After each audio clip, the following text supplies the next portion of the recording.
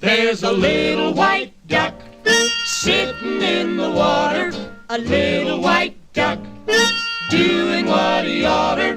He took a bite of a lily pad, flapped his wings and he said, I'm glad I'm a little white duck sitting in the water.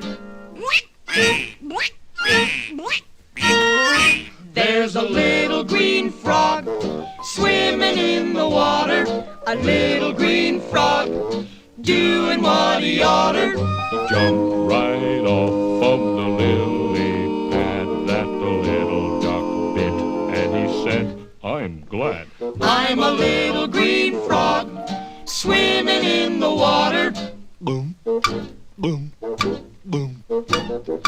There's a little black bug floating on the water, a little black bug doing what he oughter. He tickled the frog on the lily pad that the little duck bit, and he said, I'm glad I'm a little black bug floating on the water. There's a little red snake lying on the water, a little red snake doing what he oughter. He frightened the duck and the frog so bad, he ate the little bug and he said, I'm glad I'm a little red snake lying on the water. Now there's nobody left sitting in the water, nobody left doing what he oughter. There's nothing left but the lily pad. The duck and the frog ran away. I'm sad, 'cause there's nobody left sitting in the water. Boo, hoo, hoo. Jack and the Beanstalk. Now Jack was just a silly boy who somehow or another exchanged his cow for 6 small beans, then ran home to his mother. She threw the beans into the yard and sent Jack off to bed. And then she sat right down and cried until her eyes were red. Then Jack awoke at crack of dawn, right there before his eyes.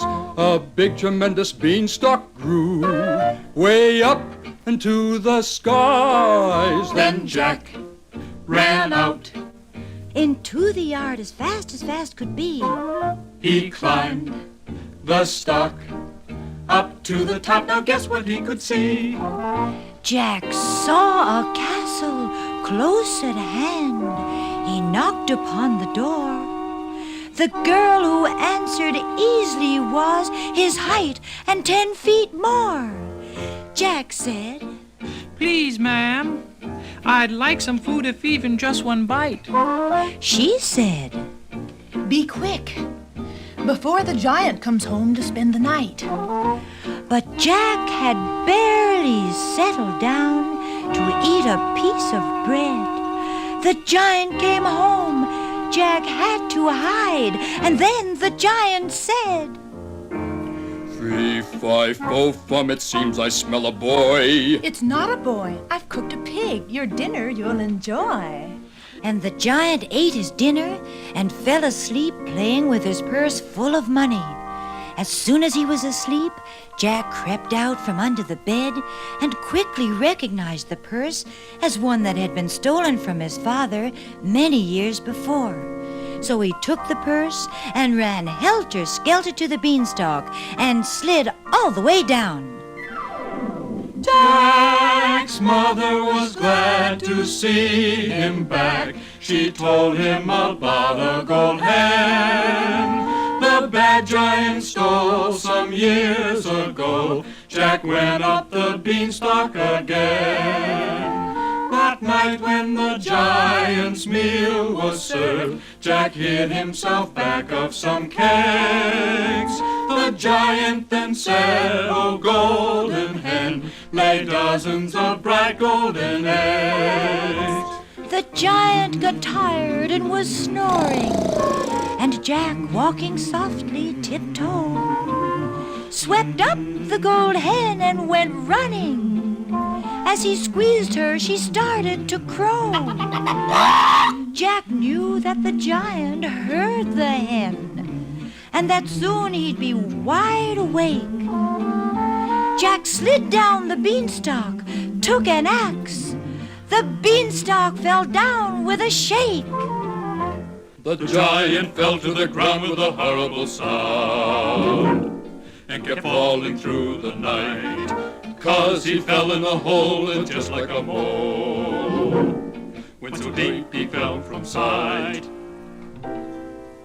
Now Mother and Jack had their hen back. They spent their life happy and gay. And the giant's wife, one hears, spent the next 20 years just singing and dancing each day.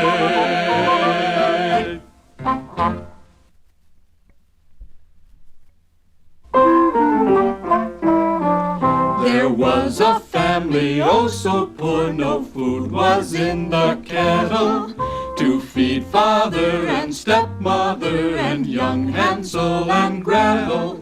One morning this bad stepmother said, "Your children must go. We'll lose them in the woods come morn, and we'll have no more woe." They thought the children were asleep. Had they looked on the stair, they'd find, no doubt, to their surprise, little Hansel hiding there. Now Hansel was a bright young lad, it's easy to be seen. Next day each step along the way he dropped a bright red bead. That night the children followed home the trail of beans so red. The next day brought no beans to drop, instead Hansel dropped bread. And once again when left or lost their way home they would find, they found the birds ate every crumb, leaving not one behind. They walked and walked all through the woods, each had an empty tummy, and all at once they saw this house, 'twas made of things so yummy. The walls were made of chocolate cake, the roof of peppermint stick. A piece broke off the licorice porch, which they began to lick. They wondered who lived in the house, whoever was so rich. Just then someone opened the door. It was a bad, bad witch. Hello, little children. Come on in. The fire is in the oven. I've got to shove some goodies in. It's you I'm shoving. Hansel and Gretel went inside. The witch turned up the fire. She said, Little girl, is it hot enough in the stove? May I inquire? But Gretel was a smart, smart girl who did not want to cook. She said, Please, ma'am, I don't know how. Please show me how to look. The witch tried her best to explain. She talked and talked some more, and then she climbed into the stove. The children slammed the door. The children wandered through the house to see what they could find. They found upstairs their stepmother, whom they had left behind. She said the witch had kidnapped her, and then they understood. It was the witch who planned to leave the children in the wood. The mean old witch just disappeared, we have no idea where. 'Cause when they looked inside the stove, the witch just wasn't there. They ran outside and golly gee, a sight strange to behold. For each breadcrumb the birdies ate, they dropped a piece of gold. They all joined hands and sang this song, the witch is no more bothered, and we can all go home again to tell the news to father. For those of you with stepmothers, one word before we part. You'll love you very much. Love them with all your heart.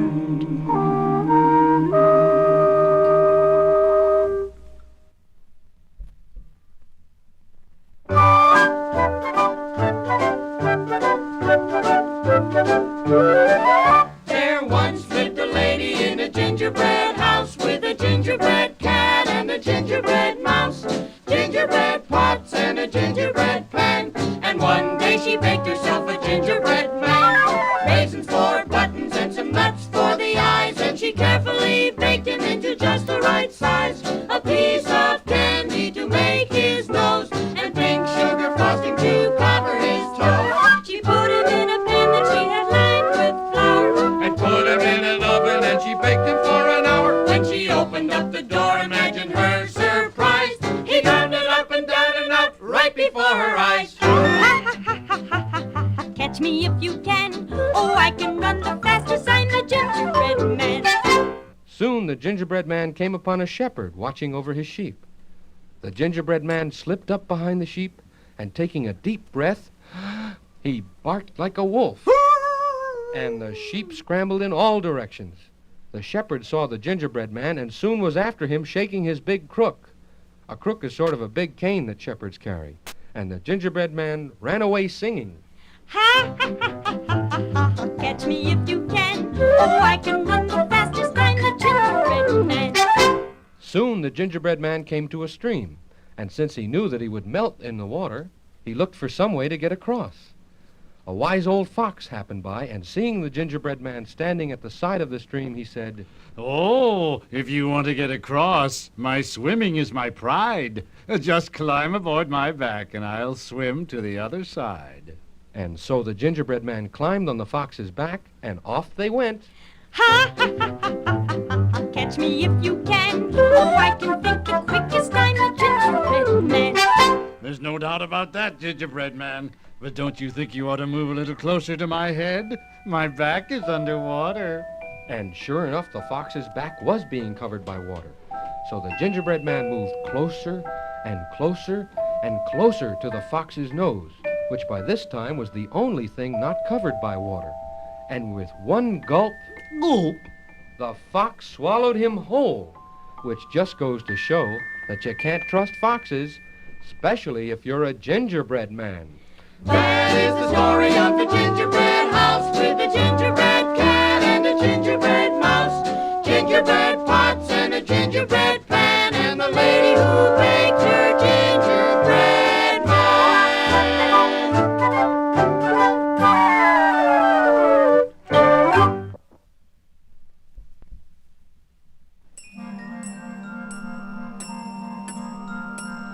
What do you believe in? Do you believe that birds can fly backwards? Hummingbirds do. Or do you believe that fairies are real? I'm a fairy, and my name is Tinkerbell, and I have a question for you. If you were a little boy, if I were a little boy, and could do anything that you wanted to, and could do anything that I wanted to, yes, if you were a little boy, yes, if I were a little boy, what would you do? what would I do? I'd fly away to Never Never Land. I'd live in the trees and play in the sand. I'd wink at the stars and they'd wink at me, and oh, how happy I would be. Oh, that's silly. No one could ever be a little boy once he's grown up. But there was such a boy, and his name was Peter Pan, and he could fly, and he lived in Never Never Land. And he had all sorts of adventures with a ferocious pirate named Captain Hook. And Captain Hook was afraid of nothing at all, except a crocodile. And if this crocodile had not swallowed an 8-day clock so that the ticking warned Captain Hook, why, I guess Captain Hook wouldn't have given Peter Pan so much trouble up there in Never Never Land. This was a funny old crocodile. I'm a lonesome crocodile, absolutely without fears. Sometimes, though I get so angry, I could cry big crocodile tears. I chase Captain Hook each day, afternoon into the night. If this clock would stop its ticking, he would get a terrible fright. Pardon me, it's time to call the sun. Another day is ending. Are you sure you'd like to be a little boy and meet silly old crocodiles like that? Why, sure. Know what I'd do? I'd toot like a horn and boom like a drum. I'd make a cake from stale breadcrumbs. I'd become most anyone I wanted to be. So when I got in trouble, I'd become another me. I'd sleep with turtles, cackle with the hens, visit the sun in the larks and wrens. I'd be most anything I want to be. And oh, how happy I would be. If you were a little boy, if I were a little boy, and could do anything that you wanted to, and could do anything that I wanted to. Yes, if you were a little boy, yes, if I were a little boy. What would you do? Would you go to Never Never Land, where you might run into Captain Hook? Captain Hook?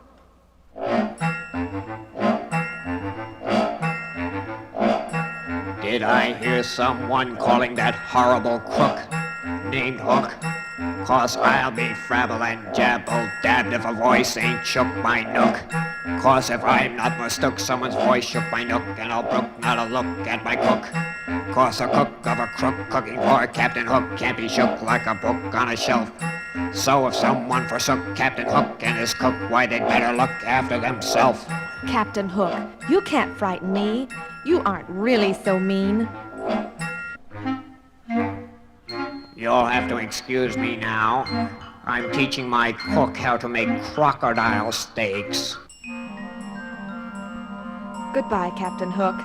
Now, would you like to go to Never Never Land? I sure would. All right. Close your eyes, everybody. Close them real tight. Real tight. And now you and you, yes, and you too. You are Peter Pan, and you're a little boy. We're going to fly away to Never Never Land. We'll live in the trees and play in the sand. We'll wink at the stars and they'll wink at we. And oh, how happy, how very, very